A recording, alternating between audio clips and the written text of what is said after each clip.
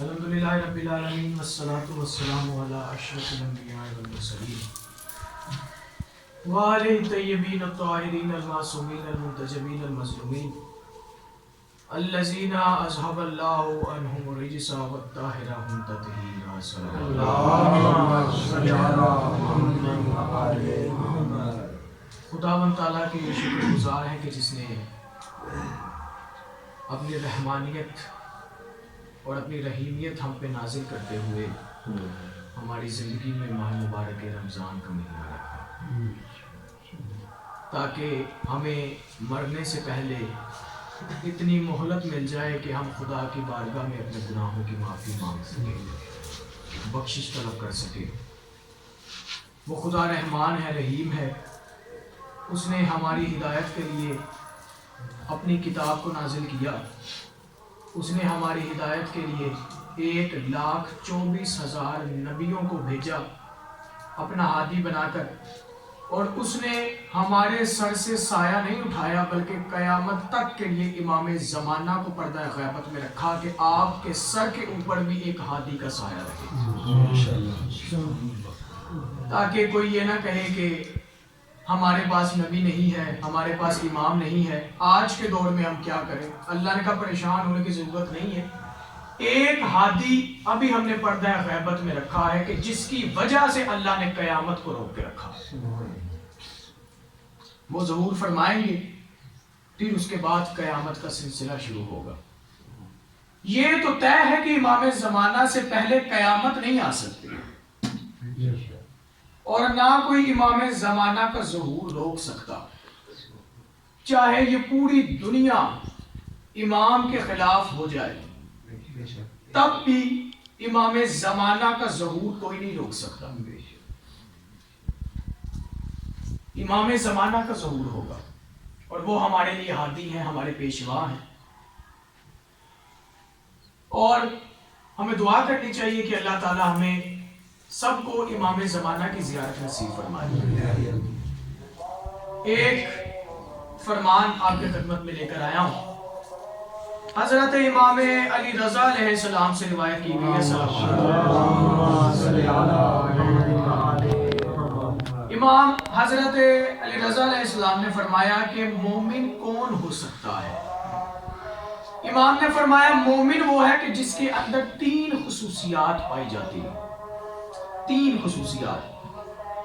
اس میں سے پہلی یہ ہے کہ اس کے اندر ایک سنت و روش خدا کی جانب سے ہو، ایک روش رسول کی جانب سے ہو، اور ایک روش امام کی جانب سے ہو۔ امام نے فرمایا کہ جو روش خدا کی جانب سے ہونی چاہیے وہ یہ ہے کہ خدا اپنے بندوں کے راز کو چھپا کے رکھتا ہے۔ اگر وہ روش اس انسان کے اندر ہے تو وہ اگر اسے کسی اپنے ساتھی کا راز پتا ہے تو وہ کسی دوسرے کو نہیں بتائے گا، یہ روش ہونی چاہیے، یہ مومن ہے۔ دوسرا فرمایا کہ اللہ تعالیٰ نے رسولوں کو، پیغمبروں کو کائنات میں بھیجا کہ جاؤ ہدایت کرو، لیکن نرمی کے ساتھ، لوگوں کے ساتھ نرمی سے پیش آنا، اور جس کے اندر یہ روش ہوتی ہے وہ لوگوں کے ساتھ نرمی سے پیش آتا ہے، یہ مومن۔